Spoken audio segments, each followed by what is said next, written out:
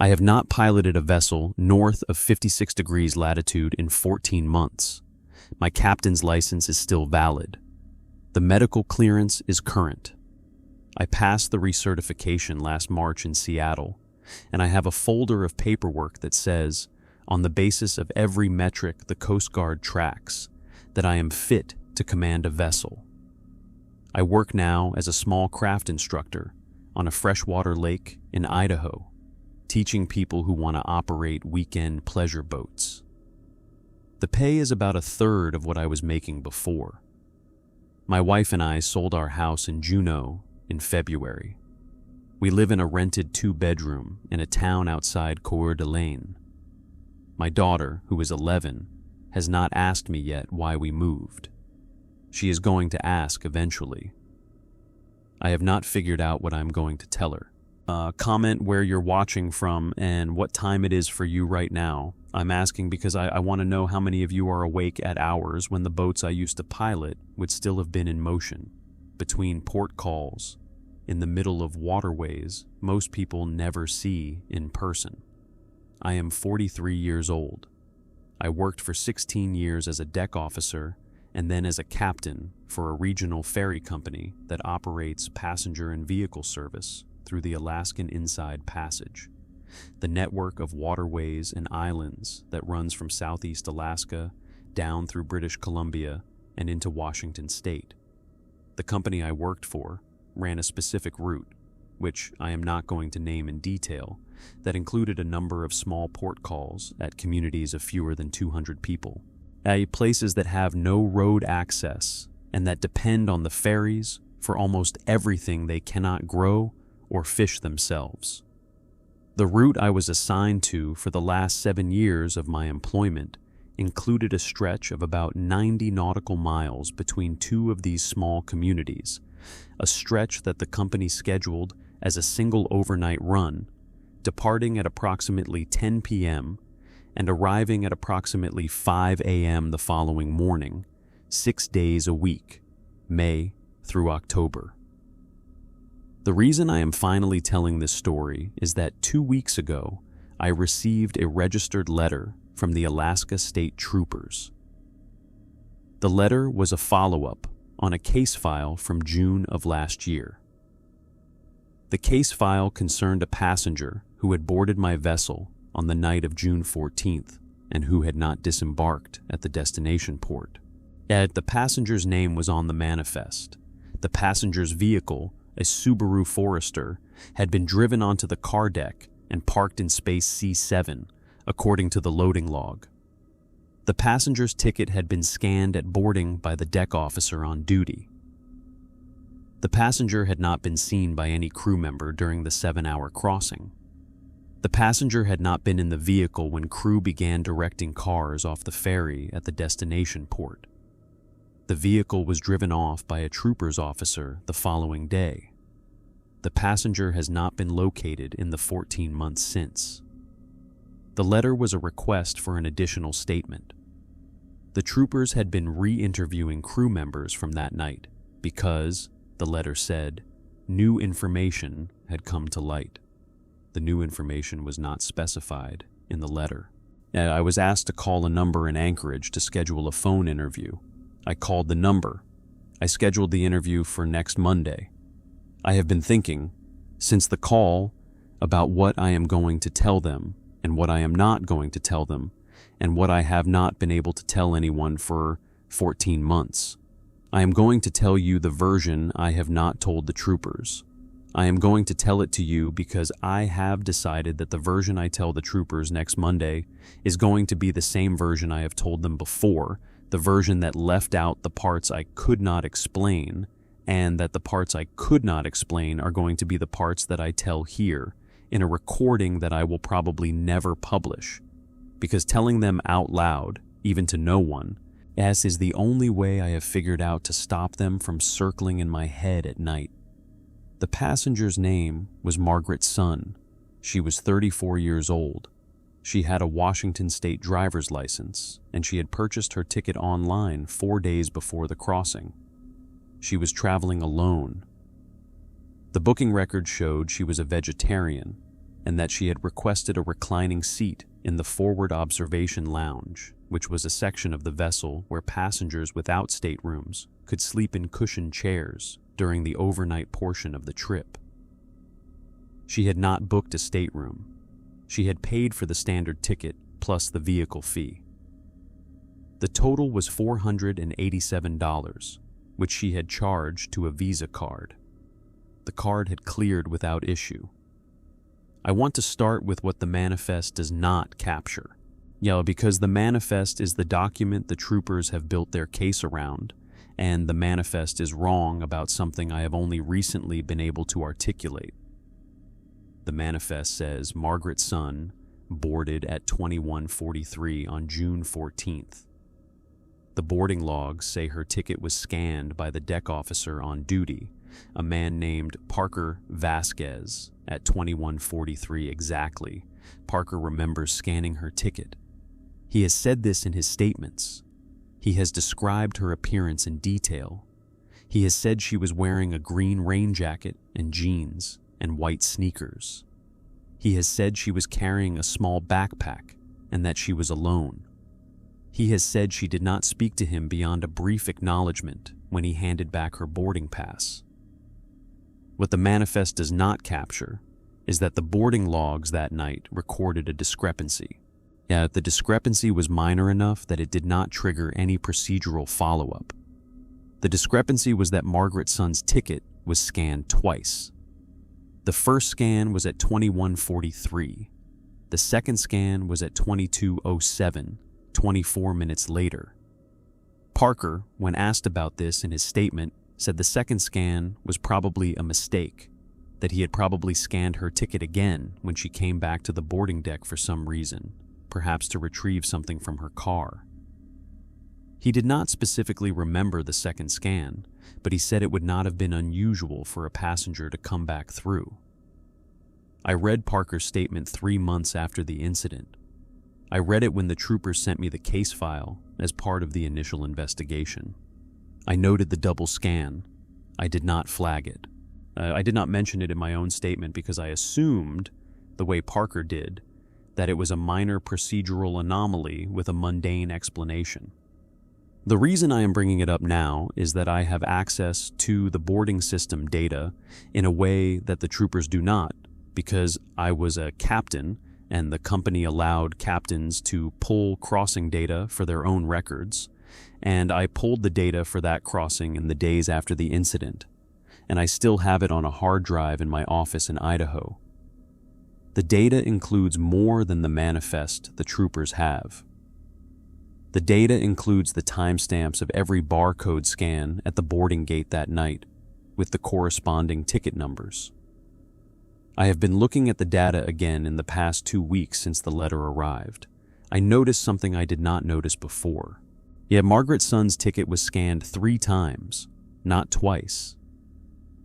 The first scan was at 21:43. The second was at 22:07. The third was at 23:18 after the vessel had already departed the port. The vessel departed at 22:30. After departure, the boarding gate was closed and locked. The barcode scanner at the gate should not have been able to be used. The scanner was not a portable device. It was mounted on a stanchion at the gate, hardwired to the boarding system, and the system was supposed to be shut down at departure as part of the standard departure checklist. I checked the departure logs from that night. The boarding system had been shut down at 22:28, 2 minutes before departure, by Parker, as required. The third scan, at 23:18, occurred 48 minutes after the system had been shut down, on a scanner that should not have been operational, on a vessel that was already at sea. I have not told the troopers about the third scan. I am not going to tell them about it. I have a number of reasons for this, some of which I am proud of, and some of which I am not. But the practical reason is that the third scan does not appear in the data the troopers have access to. The data the troopers have was pulled from the company's standard reporting system, which compiles boarding events into a manifest summary that does not include post-departure scanner activity, because post-departure scanner activity is not supposed to exist. The data I have was pulled from a deeper diagnostic export that captains had access to for troubleshooting purposes.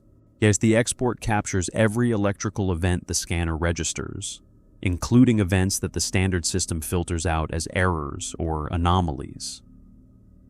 The third scan would have been filtered out by the standard system as an impossible event because the system was shut down.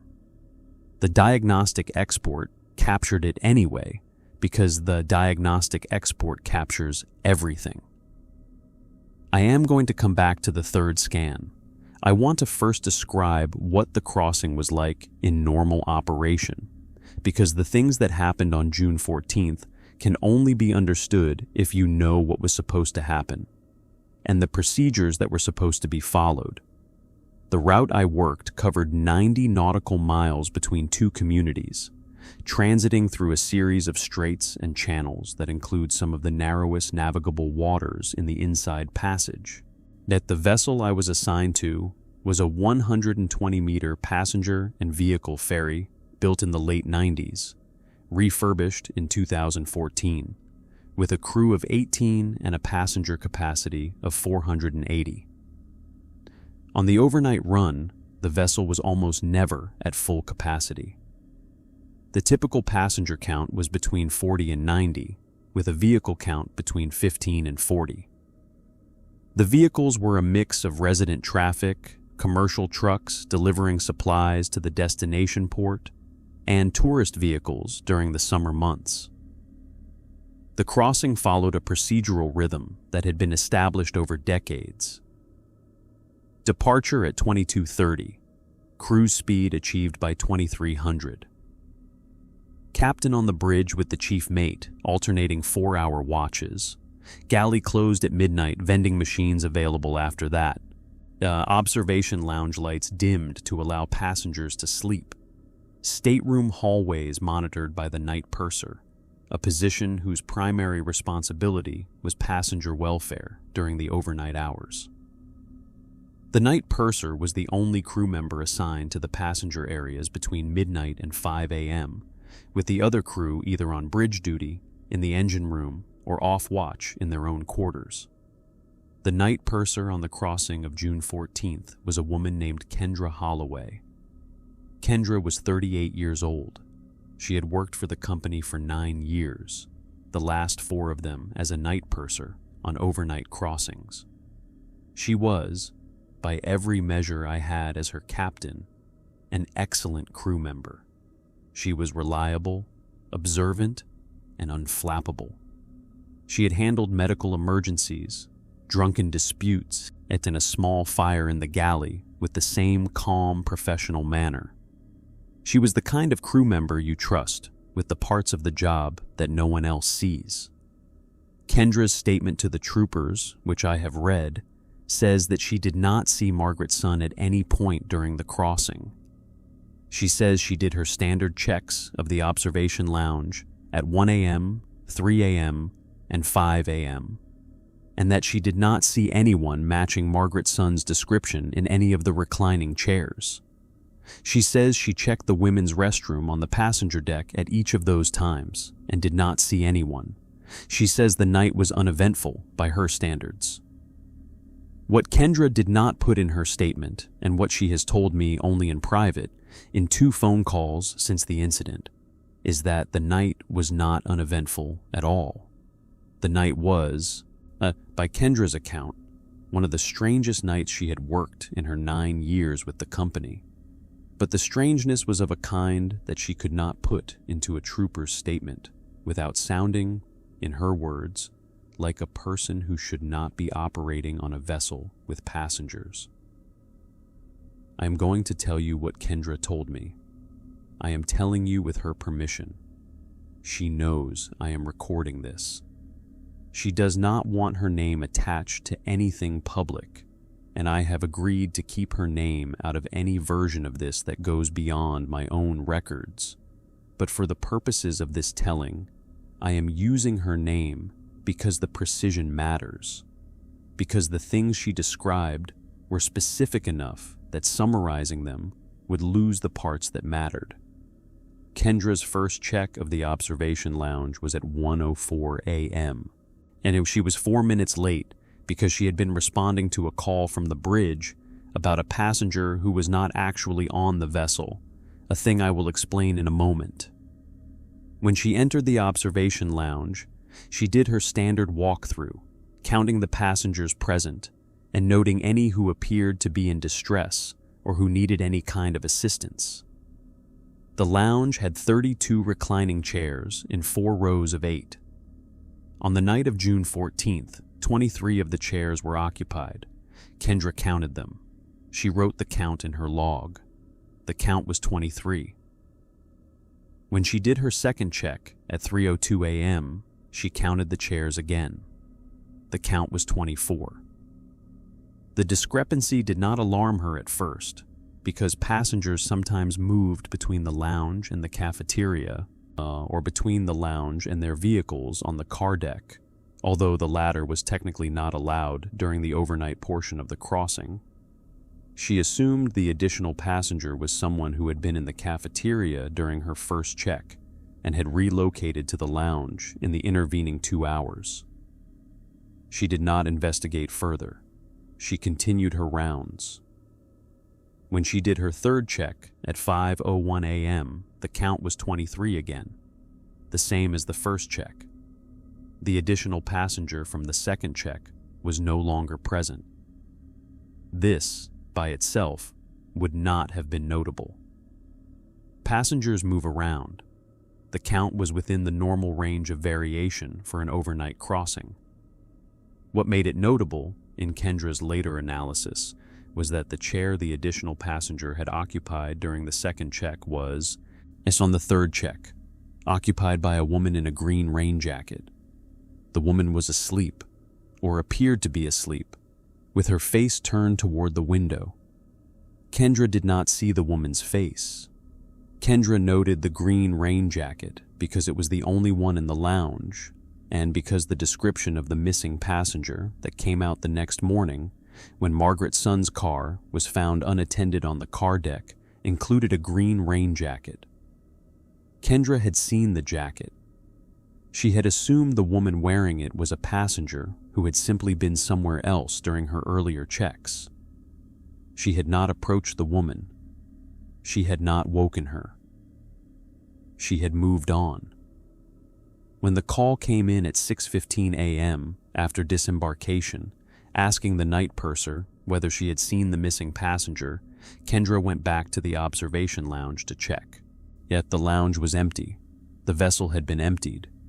The woman in the green rain jacket was not there. Kendra checked the chair she had seen the woman in. There was nothing on it. No bag, no ticket, no sign that anyone had been sitting there. The chair was clean. This is what Kendra told me she could not put in her statement. The reason she could not put it in her statement was that the woman she had seen in the chair on the third check, the woman in the green rain jacket whose face she had not seen, was, in Kendra's opinion, not a passenger she had been able to count consistently across her checks. The count had gone from 23 to 24 to 23. The woman had been present for the third check, but not for the second check. The third check had been completed before disembarkation, which began at 5:40 a.m., but the woman had not been present at disembarkation. The woman had appeared in a chair that had been empty during the previous check and had disappeared from a chair that had been occupied during the most recent check. The woman had, in Kendra's words, behaved like a passenger who was not actually on the vessel. The reason this matters, the reason I am telling you about Kendra's count discrepancy before I tell you anything else about the night, is that the count discrepancy is the only piece of evidence I have that what happened on June 14th was happening in the passenger areas, where the cameras did not record audio and where the timestamps on the security footage are based on a different clock than the one used by the boarding system. The count discrepancy combined with the third scan at 2318, is the foundation of the version of events I have been reconstructing in my head for 14 months. The version that I cannot tell the troopers, because the version requires accepting that the boarding system on a 120-meter ferry registered a passenger boarding event 48 minutes after departure on a scanner that was electrically incapable of registering events, and that the same passenger appeared in the observation lounge at 5 a.m. after having been absent from account 3 a.m., and that the passenger's face was never seen by any crew member who could later identify her as Margaret's son. The bridge call that delayed Kendra's first check, the one I mentioned and did not explain, is the next thing I want to tell you about. The call came at 12:56 a.m., at 8 minutes before Kendra's scheduled 1 a.m. check of the observation lounge. The call was from the chief mate, a man named Greg Tarkanian, who was on bridge duty with me at the time. Greg had received a call on the internal phone system from a passenger requesting assistance. The passenger had not given a name. The passenger had said only that she was in stateroom 14B and that there was a problem with the door, that the door would not lock from the inside, and could someone please come up and help her with it. Greg told the passenger he would send the night purser. He hung up. He called Kendra on the radio and asked her to check stateroom 14B. Kendra went to 14B. The door was open. The stateroom was empty. The bed had not been made up by housekeeping for the crossing, which was the first sign that something was wrong. Just because every stateroom that had been booked for the crossing had been made up before boarding, as part of the standard pre-departure procedure. Kendra checked the room number on the door. It was 14B. She checked her tablet, which had the manifest of stateroom assignments. Stateroom 14B was listed as unoccupied for the crossing. No passenger had booked it. The room was, by the manifest, empty for the night. Kendra called Greg back. She told him 14B was empty and unbooked. She asked him to verify the call. Greg checked the bridge phone log. The call had come from extension 14B. The internal phone in stateroom 14B had been used to call the bridge at 12:56 a.m. The call had lasted 43 seconds. Greg had spoken to a woman who had requested assistance with a door lock in a stateroom that had no passenger booked into it. Kendra entered the stateroom. She checked the phone. The phone was on its cradle. The phone was operational. There was no sign that anyone had been in the room. The bed was bare. The bathroom was clean. There were no personal effects. Kendra walked through the room twice. She found nothing. She went back to her station. She called Greg and told him the room was empty and that there was no sign anyone had been in it. Greg made a note in the bridge log. He noted the call from 14B and the fact that the room had been found empty. He noted that the call would be flagged for follow-up the next morning by the company's IT department, because the most likely explanation was a phone system malfunction that was routing calls from one extension as if they came from another. The IT follow-up the next morning found no malfunction, as the phone system logs confirmed the call had originated from the extension in stateroom 14B. The phone had not been moved. The wiring was intact. The system was operating normally.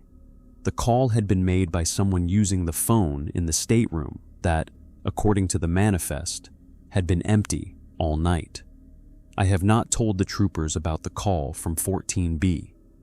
The call is in the bridge log, which the troopers have access to, but the bridge log entry does not connect the call to Margaret's son, because there is no obvious connection. The call was made from a stateroom Margaret's son did not have booked. The voice on the phone was a woman, but Greg did not recognize the voice, and the call was too brief to capture any identifying details. The connection I am making between the call and Margaret's son is a connection I have made privately, based on the timing, the location of the stateroom, and the pattern of events that night. The connection may not be real. The connection may be the result of 14 months of trying to find a coherent story in events that resist coherence. But the timing of the call is what makes me come back to it. The call from 14B came at 12:56 a.m. 22 minutes before the call, the boarding scanner on the gate had registered the third scan of Margaret's son's ticket at 23:18. The two events bracket a window of about 1 hour and 38 minutes, during which something was happening on the vessel that was generating signals in the systems, but that no crew member was directly observing. The third scan, the empty stateroom call, and the count discrepancy in the observation lounge all happened in that window, or shortly after it. They happened in different parts of the vessel, on different systems, at different times. They are connected only by the fact that they occurred on the same night, on the same crossing, in proximity to a passenger who boarded the vessel at 21:43 and who was never seen by any crew member who could identify her, and who did not disembark at the destination port, and whose vehicle had to be driven off the next day by a trooper, and who has not been seen by anyone in the 14 months since. The troopers have a missing persons file. The troopers do not have the third scan. The troopers do not have the count discrepancy. The troopers do not have the connection between the empty stateroom and the missing passenger. The troopers have a manifest, a vehicle, and an absence. They have been working with what they have. I have what they do not have. I have the diagnostic export from the boarding system. I have Kendra's account of the count discrepancy. I have the bridge log entry for the call from 14B. I have also two other things I have not yet mentioned, which are the parts I am most reluctant to tell, and which I will tell in the next part of this recording, because telling them all at once is not something I am able to do tonight. I am going to stop here. I am going to go to bed. I am going to come back to this in the morning, after coffee, when I am better able to describe the security footage from the car deck and the radio transmission that came in on a frequency we were not supposed to receive. I slept badly.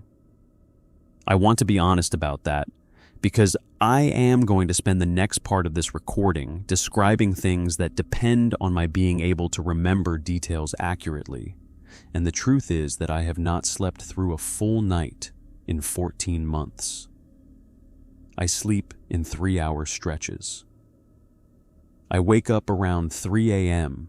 every night, regardless of when I went to bed.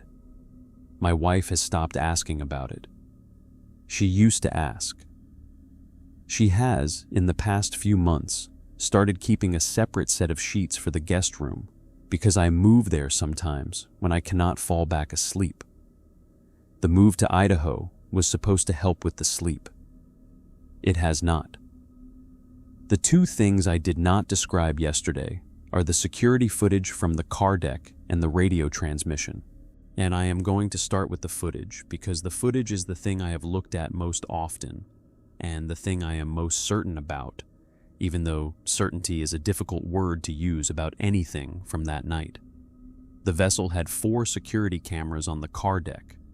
The cameras were positioned at the corners of the deck, angled to cover the parking lanes, with overlapping fields of view that captured most but not all of the deck.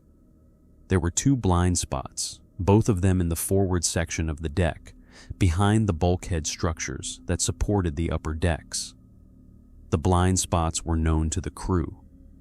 They were not a security concern in normal operations because the car deck was supposed to be empty of passengers during the overnight portion of the crossing, with access from the passenger areas physically locked from 23:30 until 5 a.m. the following morning, when the crew opened the access doors to allow passengers to return to their vehicles for disembarkation. The footage from the car deck on June 14th showed, in the standard summary, the company prepared for the troopers, a routine night. Vehicles were parked in their assigned spaces. The cars sat undisturbed for the duration of the crossing. No passengers were visible on the deck during the locked access window. The summary noted that the footage was unremarkable and that the missing passenger could not be confirmed to have entered the car deck during the overnight hours. What the summary did not include, and what I noticed only when I pulled the raw footage from the company's archive in the days after the incident, was that the footage from camera 3, the camera covering the starboard forward quadrant, included a 37-second segment of static at 4:18 a.m. The static was a complete loss of signal, with the timestamp continuing to advance normally on the screen, but with the image replaced by gray noise. When the signal came back at 4:19 a.m., the field of view was the same as before, with one difference. A vehicle in Space C7, which was Margaret Sun's Subaru Forester, had its driver's side door open. The door had been closed before the static. The door was open after the static. No one was visible in the frame. The door remained open for the rest of the recording until disembarkation began at 5:40 a.m., at which point a crew member doing the standard pre-disembarkation walkthrough closed the door and noted in his report that the door had been left open by the passenger, presumably overnight, and that this was a minor procedural infraction but not a safety issue. The crew member who closed the door, a man named Davidson, was not interviewed in the initial trooper's investigation because his report did not flag anything that connected to the missing passenger case. The door being open was assumed to be normal. The door being open had not been recorded as connected to any specific passenger. The door was, in the company's standard procedures, just a door that had been left open and had been closed by a crew member during routine pre-disembarkation checks. I asked Davidson about it in person, about 3 months after the incident. I caught him in the crew lounge on a different vessel where we had both been reassigned. That I asked him whether he remembered closing the door on the Forester. He said he did. I asked him whether anyone had been near the vehicle when he closed it. He said no. The deck had been empty, the way it always was at that hour. I asked him whether there had been anything inside the vehicle that he had noticed when he closed the door. He thought about it. He said there had been a backpack on the passenger seat, a small backpack, the kind a person carries on a day hike, dark green, with a water bottle holder on the side.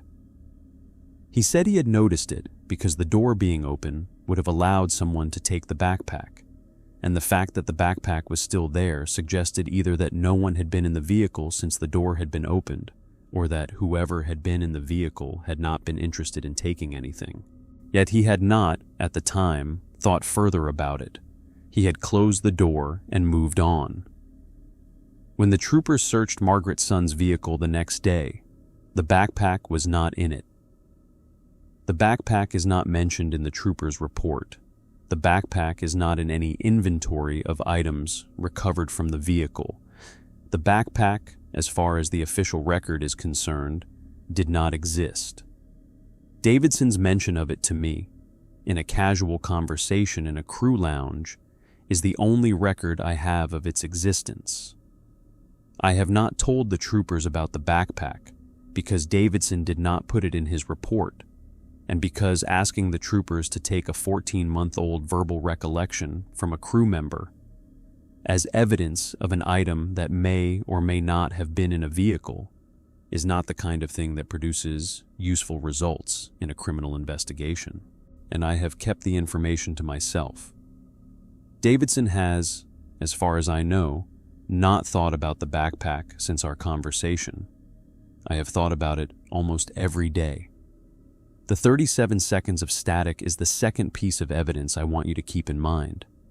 The third scan, the count discrepancy, the empty stateroom call, the static, the open door, the missing backpack. These are 6 things that happened on the night of June 14th, none of them individually conclusive, all of them together, forming a pattern that I have not been able to dismiss.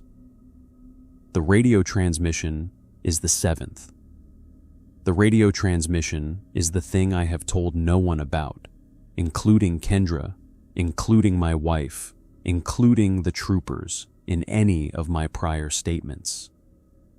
The radio transmission is the thing that made me sell my house and move to Idaho. Yeah, the vessel's bridge had 3 radio systems. The primary was the Marine VHF radio, which monitored channels 16 and 22A by default, with the ability to scan other channels as needed. The secondary was the company's internal communication system, which connected the bridge to other vessels in the fleet and to shoreside dispatch. The third was the long-range single sideband radio, which was used for communications outside VHF range, primarily during weather monitoring and for contact with vessels at significant distance. The single sideband was rarely used on the route I worked because the route stayed within VHF range of either the origin or destination port at all times, and there was no operational need for long-range communication. The single sideband was kept on a low monitoring volume as a backup system, but it was not actively used. At 4:22 a.m. on June 14th, 3 minutes after the static on camera 3 resolved, the single sideband radio on the bridge began to receive a transmission. I was on the bridge. Greg was on the bridge with me.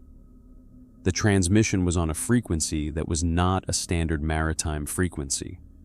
The frequency was, I checked later, allocated by the FCC to a category called experimental, which is a designation for frequencies used by amateur radio operators for testing purposes and for certain government applications that do not require dedicated bands. The frequency was not one I recognized. The single sideband had, as far as I knew, never received a transmission on that frequency in the 7 years I had been piloting that vessel. The transmission was a woman's voice, and the voice was speaking in what sounded like English, but with a quality that made the words difficult to parse. The cadence was off. The intervals between syllables were not consistent.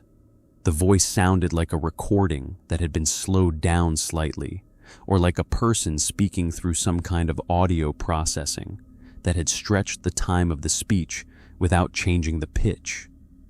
I am describing this badly. I am describing it badly because I have never been able to describe it well. The voice sounded like a voice that was speaking to me from inside a different relationship to time than the relationship I was operating in.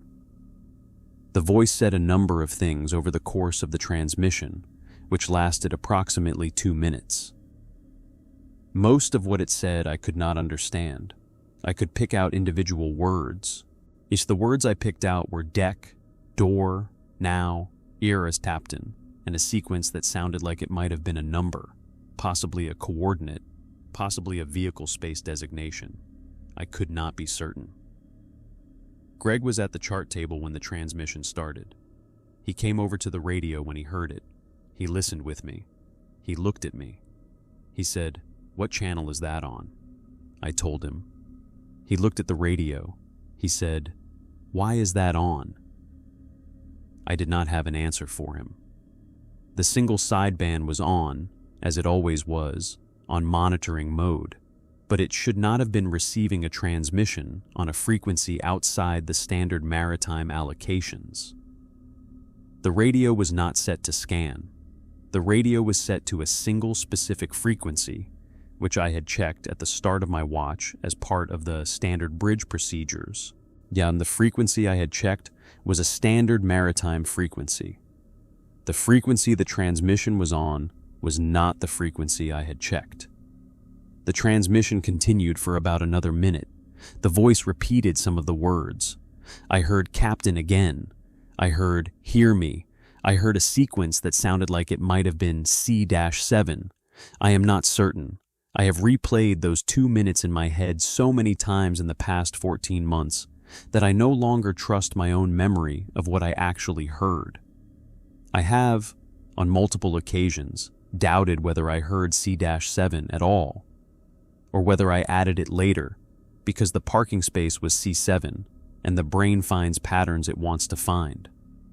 But I have also multiple times remembered the voice saying it with the specific cadence of a person reading a sequence of letters and a number, and I have multiple times been certain. The transmission ended at 4:24 a.m. The radio went silent. The frequency display returned to the standard maritime frequency it had been set to. There was no record of the frequency change in the radio's internal log, which I checked the next day. The radio's internal log showed only that the radio had been on monitoring mode all night, on the standard frequency, with no transmissions received and no settings changes. The transmission that Greg and I had both heard, for 2 minutes, on a non-standard frequency, did not exist in any system log. The transmission had never happened, according to the records. Greg and I did not discuss the transmission for the rest of the watch. We did not discuss it during the disembarkation procedures. We did not discuss it in any of the days that followed. The transmission was not in either of our reports to the company. The transmission was not in either of our statements to the troopers. We did not, by any kind of explicit agreement, decide to leave the transmission out of our reports. We just both, separately, did not mention it, because mentioning it would have required us to describe a thing that the radio's own log said had not happened, and describing such a thing in an official report would have raised questions about our reliability as witnesses, which is a thing that captains and chief mates do not voluntarily raise about themselves. I spoke to Greg about the transmission once, about 6 months after the incident, when we were both off duty in Juneau, and I had been drinking. I asked him whether he remembered the transmission. He said he did. I asked him whether he had thought about it since. He said he tried not to. I asked him what he thought it had been. He said he did not have a theory. He said the only thing he was certain of was that he did not want to think about it, that he had decided to let it go, and that he was going to retire in 3 years, and he was not going to spend those 3 years trying to figure out what had happened on a radio that was not supposed to be receiving anything. He told me he understood why I was asking, and he hoped I would let it go too. I have not let it go. The reason I have not let it go is that the transmission, when I think about it carefully, is the only piece of evidence from that night that suggests something was trying to communicate with the bridge. The third scan, the count discrepancy, the empty stateroom call, the static, the open door, the missing backpack, all of these are evidence of something happening on the vessel that the systems registered, but that no crew member directly observed in a way that could be attributed to a specific cause. The transmission is the only one of the 7 things that involved a voice. The transmission is the only one that was, by any reasonable interpretation, addressed to me. The voice said, "Captain." The voice said, "Hear me." The voice said something that sounded like C-7.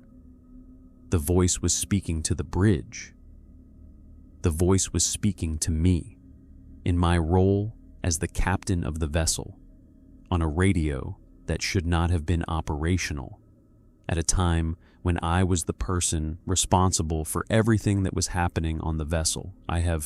It's in the 14 months since, developed a theory about what the voice was.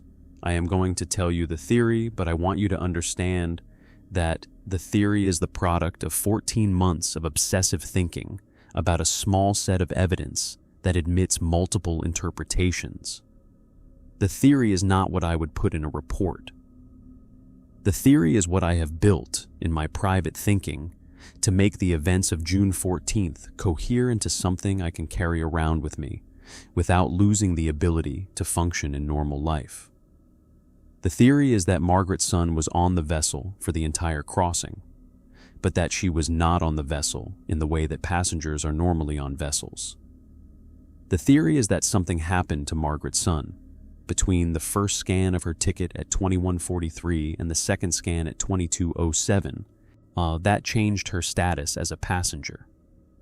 The change in status is the thing I cannot describe without losing the precision I have been trying to maintain. The change in status was the thing the systems were responding to throughout the night.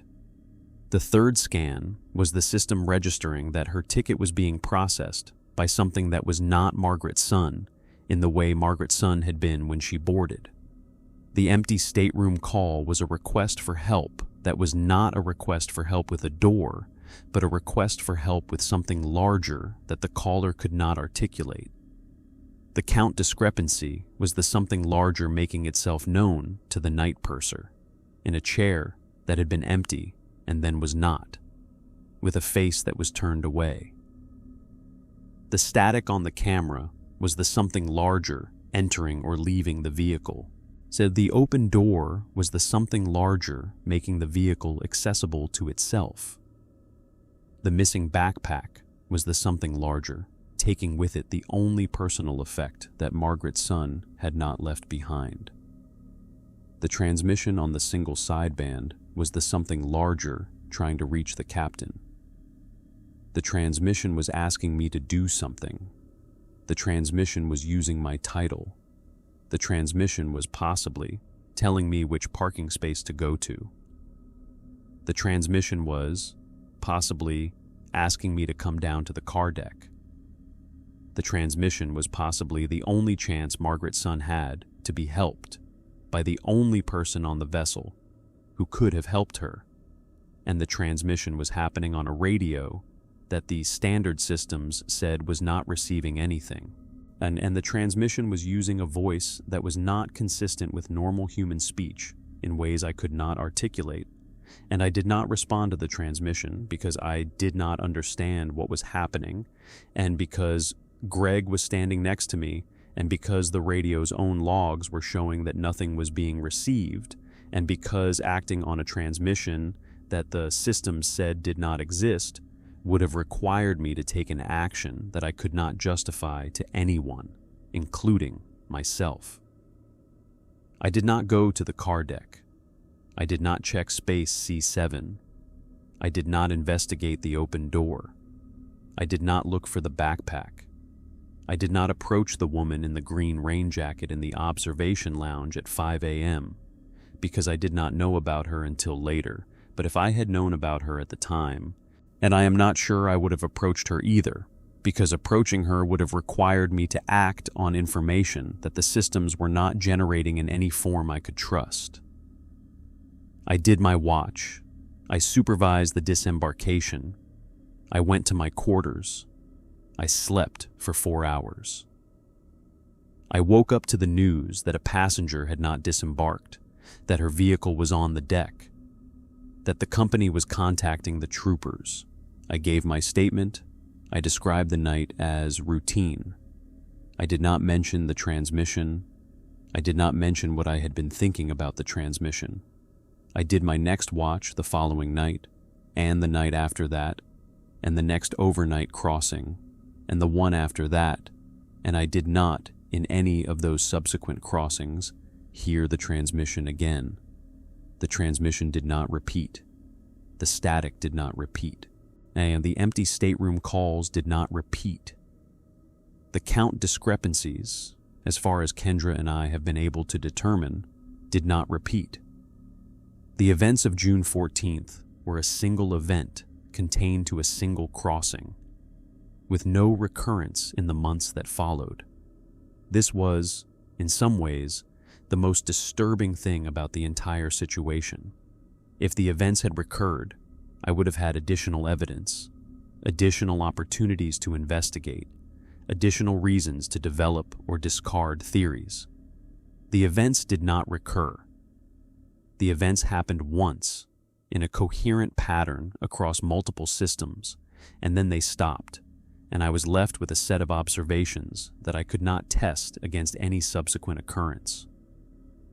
For about 8 months after the incident, I told myself the events of June 14th had been an anomaly. Yes, I told myself the systems had glitched in unrelated ways that happened to coincide. I told myself the count discrepancy had been a counting error. I told myself the empty stateroom call had been a phone system malfunction that the IT team had failed to identify. I told myself the static had been routine signal interference. I told myself the transmission had been a stray broadcast from somewhere distant that had been picked up by an unusually sensitive receiver under unusual atmospheric conditions. I told myself Margaret's son had, despite all evidence to the contrary, simply walked off the ferry at the destination port without anyone noticing her, and had then gone somewhere of her own free will, and had simply not been heard from since because she had wanted it that way. The story I told myself was by any standard of plausibility more reasonable than the alternative. The story I told myself allowed me to continue working as a captain. The story I told myself allowed me to sleep for at least part of each night and to function during the day and to make the kind of routine decisions that captains have to make every shift. The story stopped working in February of this year. The reason it stopped working is the 8th thing I am going to tell you about. The thing that was not part of the original night and that I have not mentioned yet, because the 8th thing happened after the fact. And the 8th thing is the thing that made me sell my house. And the 8th thing is the thing that I have not been able to think about without my hands shaking. And I am going to need to take a break before I describe it. And I am going to come back in the next part and tell you what happened in February, and what I did about it, and why I am no longer a captain, and why I am sitting in a small house in Idaho instead. In February of this year, I was operating a different overnight crossing on the same route. The incident with Margaret's son had been almost 8 months earlier. I had, by that point, settled into the version of the story I had told myself, the version that allowed the events of June 14th to be a coincidence, and I was working my normal rotation. The vessel was a different vessel from the one I had been on in June. The company had reassigned me, at my own request, after the troopers' initial investigation had concluded with no findings. I had asked for the reassignment for reasons I did not give the company, but which had to do with not wanting to walk past Space C7 on the car deck on a regular basis. The new vessel was the same class, with the same procedures and the same systems. But the parking spaces were laid out differently, and there was no C7. There was a C7 in the company's standardized space numbering, but on the new vessel, C7 was a different physical location, in a different part of the deck, with no associated history. The crossing on February 19th was uneventful through the first 6 hours. Standard departure, standard cruise, standard procedures. The night purser, a man named Travis Okafor, did his rounds without incident. The bridge watches passed without anomaly. We were on schedule for a 5 a.m. arrival. At 4:19 a.m. I was on the bridge with my chief mate, a woman named Diana Lowe. We were discussing the docking procedure for the destination port and reviewing the weather forecast for the day shift that would take over after we tied up. At 4:19 a.m., the single sideband radio began to receive a transmission. The transmission was on the same non-standard frequency as the one I had heard on June 14th. I checked. I knew the frequency by then because I had checked it many times in the weeks after the original incident, hoping to identify it as something explicable, and I had memorized it. The frequency display on the radio matched the frequency from June 14th. The voice that came through the radio was the same voice, the same cadence, the same quality of being slightly out of normal time, the same difficulty parsing the words. The voice said, "This time, words I could understand. The voice said, "Captain, hear me. C-7. Now." The transmission lasted approximately 30 seconds. The voice repeated the same 4 phrases 3 times. Yeah, with the same intervals between repetitions, with the same quality. The transmission ended. The radio returned to its standard frequency. The radio's internal log showed nothing. Diana was on the bridge with me. She heard the transmission. She looked at me. She said, "Captain, what was that?" I did not answer her. I picked up the internal phone. I called Travis. I asked him to do a sweep of the car deck. I asked him to check space C7 specifically. I asked him to report back as soon as he had done it. Travis called back at 4:31 a.m. He said the car deck was secure.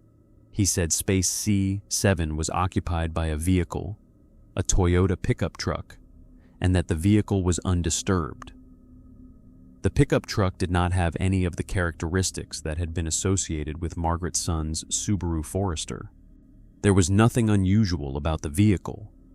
The car deck was empty of passengers. The cameras were operational. There was no static, no signal loss, no anomaly. The deck was as it should have been. Diana was watching me through this entire process. When I hung up with Travis, she said, "Captain, I need you to tell me what is happening." I told her. I told her the version of the story I had been carrying for 8 months. I told her about June 14th, about the 3rd scan, about the count discrepancy, about the empty stateroom call, about the static, about the open door, about the missing backpack, about the original transmission. I told her I had not reported the transmission and that I had not told the troopers about it. And I told her I was telling her now because the same transmission had just happened on her watch and she had heard it and she deserved to know what I knew about it. Diana listened. She did not interrupt. When I was done, she sat in the chief mate's chair and she looked at the radio for a long time. She said, "Captain, the transmission said C7. Margaret Sun's vehicle was in C7 on the original vessel. C7 on this vessel is the Toyota. The transmission cannot be referring to this vessel's C7 because there is nothing in this vessel's C7 that connects to anything. The transmission, if it is referring to anything, is referring to the original vessel's C7, which is on a different ship, which is currently, according to the fleet schedule, at sea on a different route, with a different crew, with different passengers. Yet, I had not thought of this. I had been so focused on the immediate command, on telling Travis to check the car deck, that I had not considered that the C7 the voice was referring to might not be on my vessel at all. Diana was right. The original vessel was at sea that night. I checked the fleet schedule on the bridge computer. The original vessel was, at 4:19 a.m. on February 19th, on its scheduled overnight crossing, on the same route, somewhere between the same 2 ports, with a different captain and a different crew. I called the bridge of the original vessel on the company's internal communications system. The call was answered by the captain on duty, a man named Reuben Fairchild, who was a colleague I had known for 12 years. I asked Reuben if he could check space C7 on his vessel, and I told him I had a hunch and that I would explain it later. Reuben did not ask questions. He sent his night purser to check the space. The night purser called back at 4:43 a.m. The night purser reported that space C7 was occupied by a Honda CR-V. The night purser reported that the driver's side door of the CR-V was open. The night purser reported that the door had been closed at the previous walkthrough an hour earlier. The night purser reported that the CR-V belonged to a passenger named Christine Park, who had boarded at the standard time, whose ticket had been scanned by the deck officer at boarding, and who was not when the night purser checked the observation lounge and the staterooms anywhere on the vessel that the night purser could find. Oh, I sat on the bridge of my vessel and I held the internal phone in my hand, and I tried to absorb what the night purser was telling me. The pattern from June 14th was repeating on a different vessel, with a different crew, with a different passenger. The pattern was happening in real time. The transmission on my radio had been a warning, or a request, or a notification that the pattern was about to occur on the original vessel in space C7 with the passenger named Christine Park. The transmission had been routed to me on a vessel that was not the vessel where the event was happening, because I was the only captain in the fleet who had previously experienced the pattern and who would have understood what the transmission was referring to. Ruben came back on the line. He asked me what was happening. I told him to lock down the car deck. Yes, and I told him to do a full passenger count immediately. I told him to keep the night purser at the C7 location and to not let anyone approach the CRV. I told him I would explain everything once I had a chance to think. Ruben did the lockdown. The full passenger count, which he conducted over the next 40 minutes, came back 2 passengers short of the manifest. One of the missing passengers was Christine Park. The other was a man named Aaron Glassman, who had a stateroom booked, whose vehicle was on the car deck, and who was not in his stateroom or anywhere else Ruben's crew could find. I will tell you what I did not know at the time, which was that Aaron Glassman was Christine Park's husband. They were traveling together. Christine had paid for both tickets on her credit card. They had a shared stateroom booked, and they had 2 vehicles on the deck because they were moving, with the second vehicle being driven by Aaron, a small U-Haul trailer hitched to a sedan.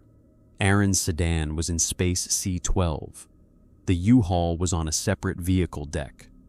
Ruben's crew searched the vessel for Christine and Aaron for the rest of the night. They were not found.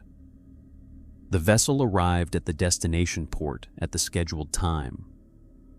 The disembarkation was conducted under the direction of the local trooper, who had been called by Ruben after the missing passenger count. The trooper found Christine's CRV in space C7, with the driver's side door open. He found Aaron's sedan in space C12, undisturbed. He found the U-Haul on the lower vehicle deck, undisturbed. He found no sign of either passenger. Christine Park and Aaron Glassman have not been seen since the night of February 19th. I want to be careful about how I describe the next part, because the next part is where my actions become difficult to defend, and I want to describe them accurately rather than in a way that makes me look better than I deserve to look. After the disembarkation of my own vessel on the morning of February 20th, I went to my quarters. I sat at the small desk in my quarters, and I tried to think about what I should do. I had information that the troopers did not have. I had a pattern I had observed twice. I had the transmission, which I had now heard twice, on the same non-standard frequency, with the same voice, with the same cadence, with the same kind of message. The first time, the transmission had not made specific reference to a parking space, or had made reference in a way I had not been able to confirm. The second time, the transmission had made specific reference to space C7, and the reference had turned out to correspond to the location of a passenger who was, at that moment, in the process of becoming a missing person. I had 2 choices. I could tell the troopers everything, including the original transmission, the pattern I had observed, the way I had received the warning before the second event, and the connection between the 2 events. Telling them everything would mean revealing that I had withheld information from the original investigation. It would mean professional consequences. It would mean my reliability as a captain would be questioned. It might mean criminal charges depending on how the troopers interpreted my failure to report the original transmission. Now, it would mean possibly the end of my career. The other choice was to not tell them. The other choice was to treat the second event as if it had no connection to the first event from my perspective, to give a standard statement about my role in the radio relay to Ruben, to not mention the transmission, and to continue my career as if the pattern I had observed had not, in fact, been observed by me. The other choice required me to be a person who had information that could potentially help find Christine Park and Aaron Glassman, and to withhold that information for my own professional protection. I chose the second option. I did not tell the troopers about the transmission. I gave a brief statement saying I had called Ruben because I had a hunch about the C7 designation, that I had been thinking about Margaret Sun's case, and that the parking space had occurred to me as something to check. I let the troopers interpret my hunch as either intuition or coincidence. I did not connect it to the transmission. I did not connect it to the pattern. I did not give them the information that would have allowed them to look for the pattern in their own records, or to ask other captains in the fleet whether they had received similar transmissions, or to do any of the things they would have done if they had known what I knew. I am going to say this directly because it matters, and because saying it is part of why I am making this recording.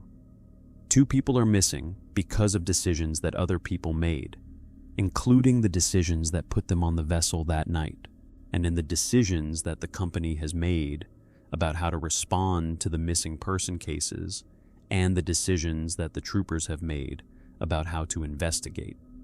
Those decisions are not mine, but 2 people are also missing in a context where I had information that I did not share, and the information I did not share might have helped find them. And the reason I did not share it was that sharing it would have cost me my job and my reputation. I made that calculation. I made it deliberately. I made it knowing what I was doing. The fact that I did not know whether the information would have actually helped does not change the fact that I withheld it for self-protective reasons. I have to live with that. I am going to live with that for the rest of my life. Yeah, but the reason I sold my house and moved to Idaho was not that I was ashamed of the choice I had made, although I was. The reason was that the transmission happened a 3rd time. The 3rd transmission occurred on the night of June 11th of this year. On a crossing, I was operating on the same route, on the same vessel I had been on in February.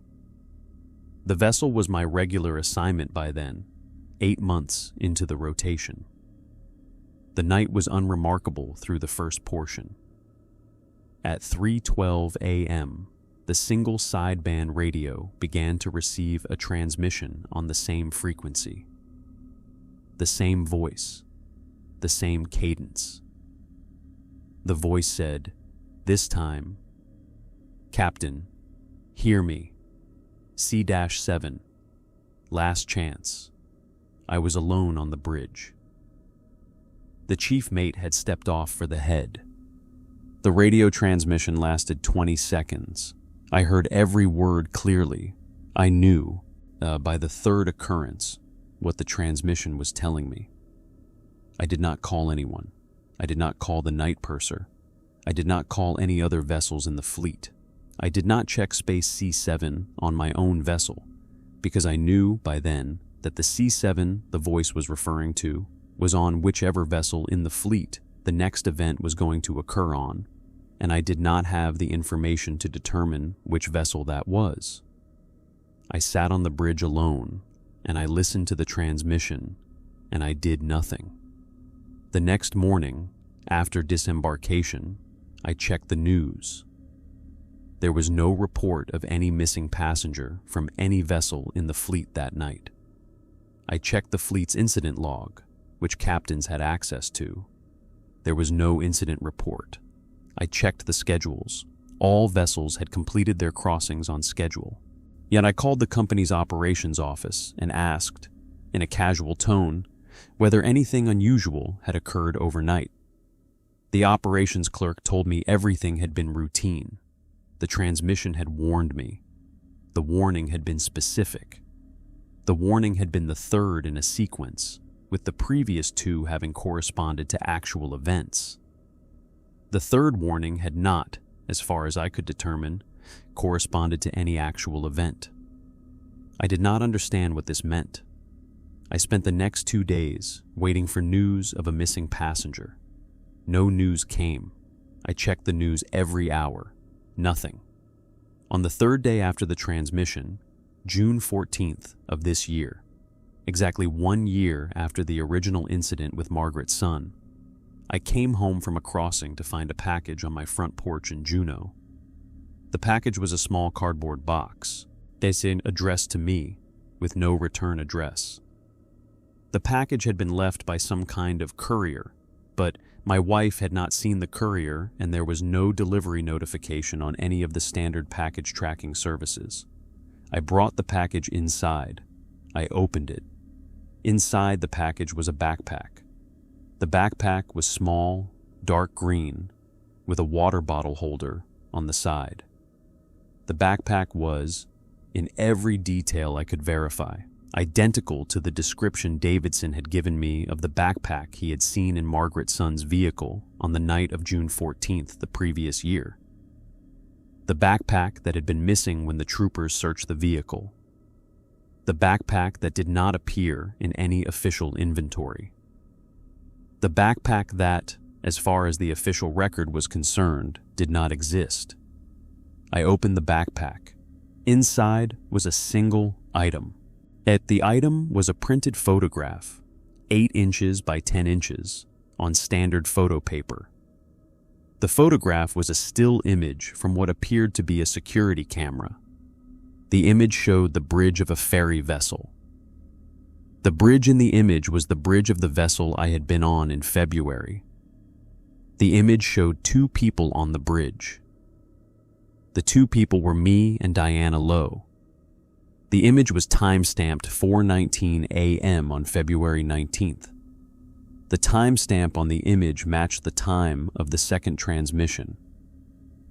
I sat on my kitchen floor with the photograph in my hands, and I tried to understand what I was looking at. The photograph was by every visible characteristic, an authentic image from the security camera on the bridge of the vessel I had been on in February. The bridge had a security camera, yet the camera fed into the company's central security system. The footage from the camera was retained for 90 days. After 90 days, the footage was overwritten in the standard rotation. The image I was holding was, by the timestamp, from a date that was approximately 3 months prior to the date I was holding it. The footage from that date had been overwritten in May. The image should not have existed. The image could not have been captured from the camera's footage because the footage was no longer accessible. The image was, also, of a moment that no one had been observing in real time. The bridge security camera was passive. It recorded for security purposes. It was not monitored live by anyone. The image of Diana and me on the bridge at 4:19 a.m. had been captured by a system that was not, at the time of capture, being watched by any human being. The image had been taken by the system itself, of its own operation, with no observer. The image was on my kitchen floor. The backpack was in my hands. The package was on the counter. I could not make any of these things make sense. I went to my office. I pulled out my hard drive with the diagnostic export from June 14th of the previous year. I looked at the export again. I checked the third scan timestamp. I cross-referenced it with the bridge security camera footage from that night, which I also had a copy of, because I had downloaded everything I could from the company's archive in the days after the original incident. The bridge security camera footage from the original night, June 14th of the previous year, showed me on the bridge throughout the crossing. The footage was continuous, and there were no gaps, there was no anomaly. But there was a person on the bridge with me at 23:18, the time of the third scan, who I did not remember being on the bridge with me. The person was a woman. The woman was wearing a green rain jacket. The woman was standing behind me, about 3 feet behind my chair, looking at the back of my head. The woman was visible in the camera footage for approximately 4 seconds, from 23:18 to 23:22. The woman was not visible before 23:18. The woman was not visible after 23:22. The woman appeared in the frame and disappeared from the frame, with no entrance or exit. And during the 4 seconds she was visible, she did not move. I had never seen the footage with the woman in it. Yet I had reviewed the bridge security footage from that night multiple times in the months after the incident, looking for anything that might have explained any of the events. I had not seen the woman. I would have noticed the woman. The woman was not the kind of detail you miss. I checked the timestamp on the bridge security footage. The timestamp matched the timestamp of the third scan.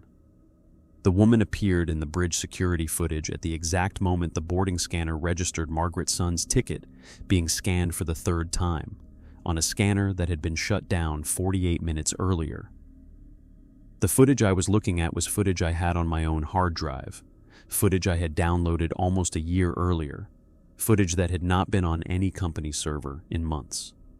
The footage had changed. And the footage had not changed when I had downloaded it. The footage had changed at some point in the months since, while it was sitting on my hard drive, in my office, in my house, with no network connection and no possibility of remote access. I want to tell you that I went to the troopers at this point. I want to tell you that I called Diana, that I called Ruben, that I called Kendra, that I called anyone who would have been able to help me think through what was happening. I did none of these things. What I did was call my wife at her office and tell her I needed to talk to her when she got home. When she got home, I told her we needed to leave Juneau. I told her I had been having problems at work, that the job was becoming too much, and that I was going to resign, and that we should consider relocating to somewhere with a lower cost of living and a different pace. I gave her the version of the story that did not include the photograph or the backpack or the changed footage or the third transmission or any of the things that would have required her to either believe me or commit me to a hospital. She asked questions. I deflected them. She told me she would think about it. We listed the house in late July. We sold it in early August, at a loss. We moved to Idaho in late August. I took the small craft instructor job in October. I have been in Idaho since. The backpack is in a storage unit in Spokane, in a sealed cardboard box, behind several other boxes, in a unit I rented under a corporate name that does not connect to me directly. The photograph is in the same box. The hard drive with the changed footage is in the same box. I have not opened the box since I packed it in August. I do not intend to open it. The reason I am telling you all of this, the reason I have spent 3 parts of this recording reconstructing the night of June 14th of last year and the events that followed, is that I received a phone call yesterday from Diana Lowe. Diana is still working as a chief mate for the company. She is on a different vessel than the one we were on in February. She called me to tell me something she had not been able to tell anyone else. She called me because she said I was the only person who would believe her. Diana told me that on her crossing 2 nights ago, on the new vessel she has been assigned to, the single sideband radio on the bridge had received a transmission at 3:41 a.m., whilst the transmission was on a non-standard frequency.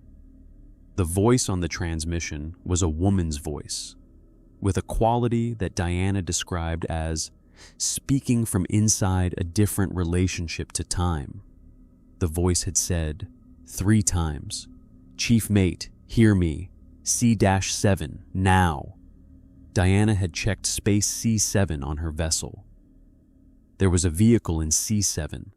The driver's side door was open. Diana asked me what she should do. She asked me on the phone, sitting in her crew quarters in port, with her vessel scheduled to depart again in 8 hours, with a passenger named Patricia Westmore, who had boarded the previous night and who had not been seen since, whose vehicle was in space C7 with the door open, whose case had not yet been reported to the troopers because Diana's captain was a man who, in Diana's assessment, was not going to take seriously what Diana had to tell him about the transmission. I sat in my office in Idaho, with a laptop open in front of me, with a cup of coffee that had gone cold an hour earlier, and I tried to figure out what to tell her. I told her to report the missing passenger immediately. That was the first thing. I told her to follow the standard procedure, to make sure the troopers were called, and to make sure the disembarkation was conducted under their supervision. I told her to do all of the things that the company's procedures required for a missing passenger case. I told her not to mention the transmission. Not yet. I told her to keep that part to herself until she had a chance to think about what she wanted to do with it. I told her the consequences of mentioning the transmission, the way I had not mentioned it, and the way Greg had not mentioned it, and the way I had concealed it through 3 subsequent occurrences. I told her that mentioning the transmission would invite questions about her reliability that she might not want to answer. I told her the choice was hers to make. I told her, finally, that I had been receiving the transmissions for 14 months and that I had not been able to figure out what they wanted. And I told her that the transmissions had warned me about the second event in February and the third event in June, and that the warnings had been specific enough that I could have potentially intervened, but that I had not intervened in either case, because I had not understood what intervention would have looked like. I told her that the third event had not produced any visible missing passenger case, despite the warning, and that I did not know why. I told her that I had received a package after the third event that had contained a backpack, a photograph, and what appeared to be evidence that footage on my private hard drive had been altered after the fact. I told her that I had not been able to think about any of this without it ruining my life, and that I had moved to Idaho to try to escape from it, and that the escape had not worked, because she was now calling me from a port in Alaska to tell me the transmissions were continuing. Diana listened to all of this without interrupting. When I was done, she said, "Captain, I am going to ask you something that you might not want to answer. Do you know what the transmissions are asking us to do?" I told her I did not know. I told her I had a guess. I told her the guess was that the transmissions were asking us to come down to the car deck, to go to the parking space, to open the door of the vehicle, to do something with what was inside the vehicle, or with what the vehicle represented. I told her that I had never gone to the car deck during a transmission. I told her that I did not know what would happen if a captain or chief mate went.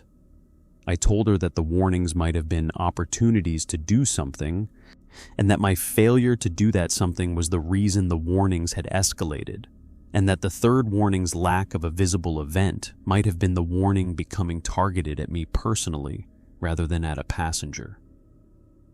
Diana said, "Captain, the vehicle in C7 on this vessel. The door is open. I have not closed it. I have left it the way I found it. I have 10 hours until departure. I could go down there now. I could see what is in the vehicle. I could see what happens." I told her not to. I told her not to, with the kind of force that I had not used with anyone in a long time. I told her that I did not know what would happen if she went down there, but that the pattern of events suggested that going down there was what the transmissions wanted, and that what the transmissions wanted was not necessarily what she should give them.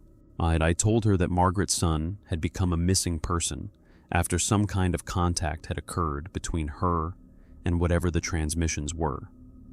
I told her that Christine Park and Aaron Glassman had become missing persons after similar contact.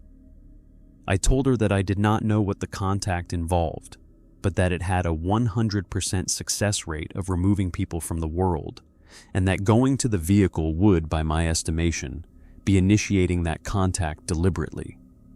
Diana was quiet for a long time. She said, "Captain, if I do not go down there, what happens to Patricia Westmore?" I did not have an answer for her. I sat with the phone in my hand, and I tried to think about what to tell her, and I realized, in a way I had not realized before, that the question Diana was asking me was the question I had been avoiding for 14 months.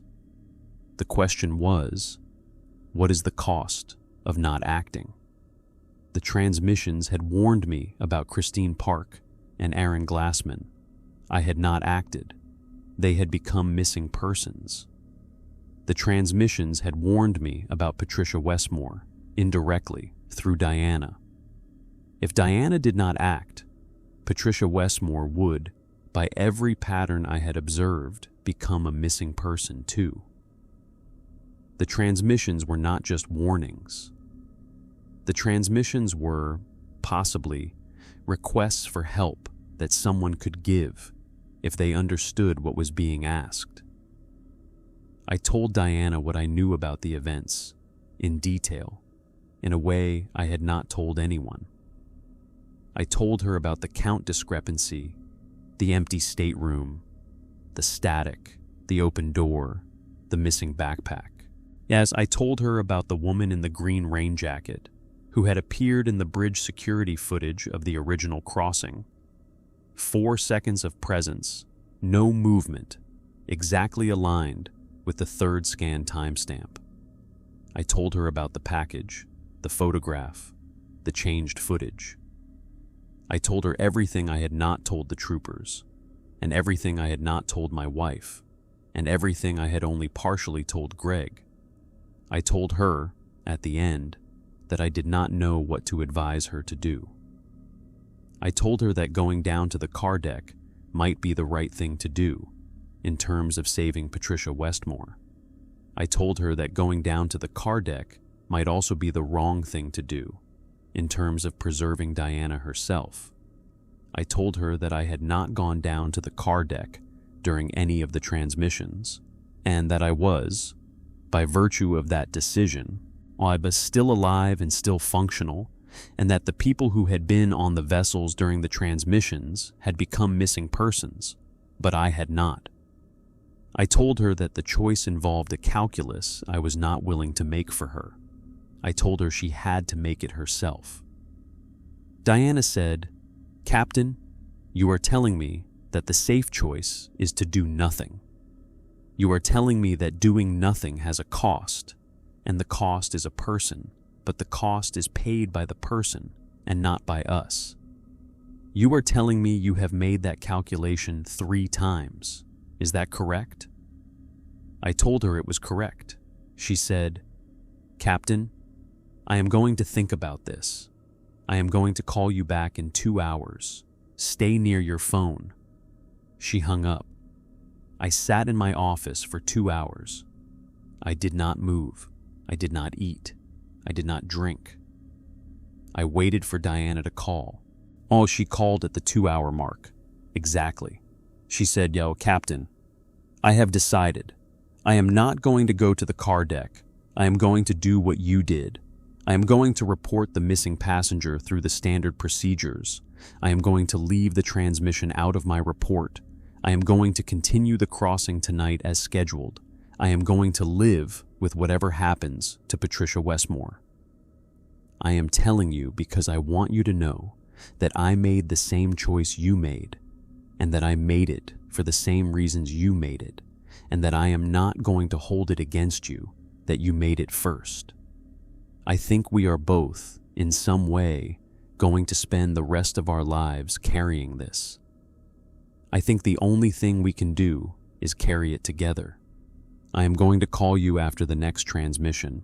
I assume there will be more. And I am going to call you each time. I want you to be the person I talk to about this, because you are the only person who knows what it is. I told her I would be available. I told her to call me anytime. I told her I was sorry. I told her I had not wanted to put her in this position.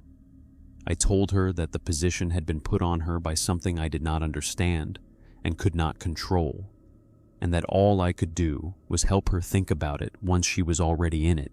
She said, "Captain, I have one more question. The package you received, the backpack and the photograph and the hard drive. Do you think you are going to receive another package?" I told her I did not know. I told her I had been afraid of receiving another package for 10 months. I told her I had moved partly to put distance between myself and any potential delivery address. But I told her that the new house was in my wife's name, that I had not registered any forwarding addresses, that I had used a corporate identity for the storage unit, that I had done everything I could think of to make myself difficult to deliver to. Diana said, "Captain, the package found you in Juneau. The package was delivered without a courier and without tracking. I do not think distance is going to matter." I told her I thought she was probably right. I told her I had been trying not to think about that. She said, "Captain, I am sorry. I have to go. I have a shift to prepare for. I will call you tomorrow." She hung up. That call was last night. I am recording this part of the story tonight. I have not heard from Diana today. She is, by my calculation, currently on the bridge of her vessel, in the middle of her overnight crossing. I do not know if anything is happening on her crossing. I do not know if there will be another transmission. I do not know if Patricia Westmore is in fact missing, or if I have made an assumption about a passenger. I do not know, based on a pattern I have observed 3 times.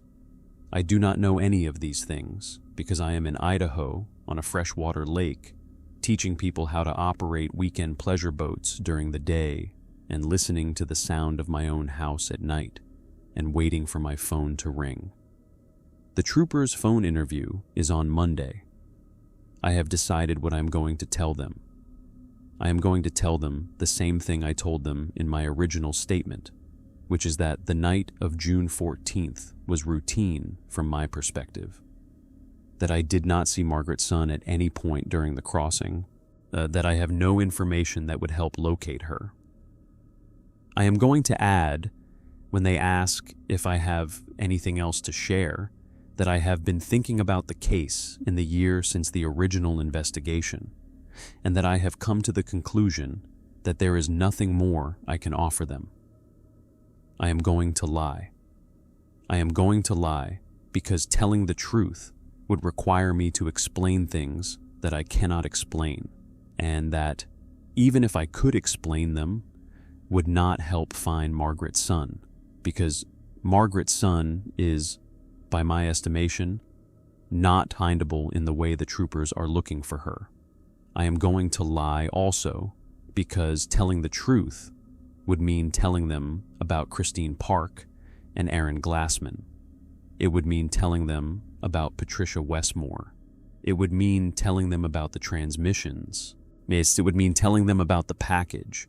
It would mean implicating Diana and Greg and Reuben and Kendra and Davidson and everyone else who has carried fragments of this and who has, for reasons of their own, chosen not to put those fragments into official records.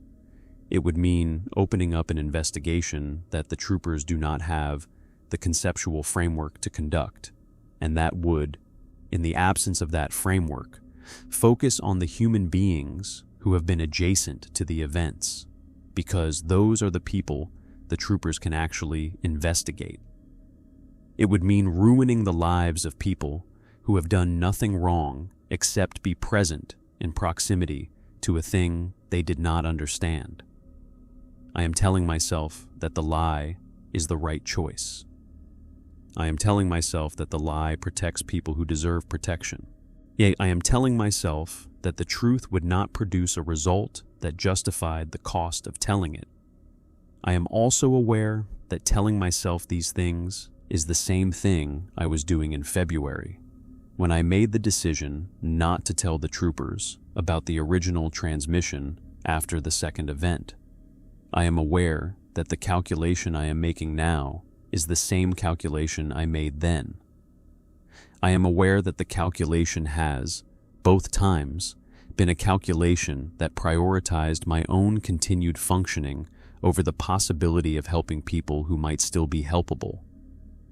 I am aware that I have become, through these calculations, a person who has placed his own stability above the welfare of strangers, repeatedly, deliberately, with full knowledge of what he was doing. I am going to live with that. I do not see another option. The thing I want you to take from this story, if you take anything from it, is not the supernatural elements. The supernatural elements are the part that makes the story tellable. The part that matters is the part where ordinary people in ordinary jobs with ordinary responsibilities made decisions in real time that they could justify to themselves, but that they cannot justify to others. The part that matters is the cost of those decisions. The part that matters is that the cost is paid mostly by people who are not the ones making the decisions. Margaret's son did not make the decision not to report the transmission. Christine Park and Aaron Glassman did not make the decision not to investigate the pattern. Patricia Westmore, if she is in fact missing tonight, did not make the decision to leave the transmission out of the report. Yes, these people made other decisions. They made decisions to take overnight ferries through the inside passage. They made decisions to drive their cars onto the vehicle deck. They made decisions about what time to board and what space to park in and what to wear and what to bring. The decisions they made were ordinary decisions, the kind of decisions you make 100 times in a year without thinking about them. And the consequences of their decisions intersected with the consequences of the decisions made by people like me, who had information that could have changed the outcome and who chose not to use it. The transmissions are still happening. The pattern is still active. The vessels are still running their routes. Diana is on her bridge tonight. Reuben is on his bridge tonight. There are other captains on other bridges, on other crossings throughout the fleet who have not yet received the transmissions but who will, eventually, by my estimation, receive them. The thing that is doing this has expanded its reach over the past year, from one vessel to multiple vessels, from one captain to multiple captains, from one passenger event to a pattern that is, by every indication, still growing. I do not know what the thing is. I do not know what it wants. I do not know what would happen if a captain or chief mate followed a transmission's instructions and went to the car deck during the warning window. The hypothesis that going to the car deck would result in the captain or chief mate becoming the missing person instead of the named passenger is a hypothesis I have not been able to test and that I do not want anyone else to test. It's the hypothesis that ignoring the transmission allows the named passenger to become the missing person, while sparing the captain or chief mate, is the hypothesis that has been confirmed by my own experience 3 times. I am going to keep operating under that hypothesis. The transmissions will continue. The missing person cases will continue. The troopers will continue to investigate without the information they would need to understand what they are investigating. The crossings will continue 6 days a week, May through October, on the same route I worked for 7 years, with new captains and new chief mates and new passengers, year after year, until something changes that I cannot predict. I am going to record one more thing before I stop. I am going to record it because Diana asked me on the phone, whether I thought I would receive another package. I told her I did not know. 2 hours ago, a package arrived on my front porch in Idaho. The package was a small cardboard box. There was no return address. There was no courier. My wife did not see anyone deliver it. The package was on the porch when I went to bring in the mail. I have brought it inside. It is on my kitchen counter. I have not opened it. I am going to open it tonight after I finish this recording, because the alternative is to leave it on the counter, and leaving it on the counter is not something I am capable of doing. I do not know what is in the package. I have a guess. The guess is that the package contains another photograph. The photograph will probably be of Diana on the bridge of her vessel at 3:41 a.m. 2 nights ago. During the transmission she heard, "The photograph will probably be time-stamped and undeniable. The photograph will probably be from a security camera that no one was watching at the time. The photograph will probably arrive with a backpack or with some other item that connects to Patricia Westmore, an item that should not exist outside of the vehicle in Space C7 on Diana's vessel. The package will probably also contain something new. The packages have, in my limited experience, always contained something new. The original package contained the backpack and the photograph, both of which were specific to the events I had been part of. The new package will contain something specific to events I have not yet been part of. I do not know what the new something will be. I am going to find out tonight. If the new something is what I think it might be, the next phase of this is going to involve me being the person who delivers the photographs to other captains. The next phase is going to involve me sitting in Idaho, receiving packages with evidence about events I am not present for, and forwarding that evidence somehow to the people who need to know. The next phase is going to involve me becoming a node in whatever the thing is doing. I do not want to become a node. I have been trying not to become a node for 14 months. I am beginning to suspect that the trying has been irrelevant. The thing has been making me into a node, regardless of what I want.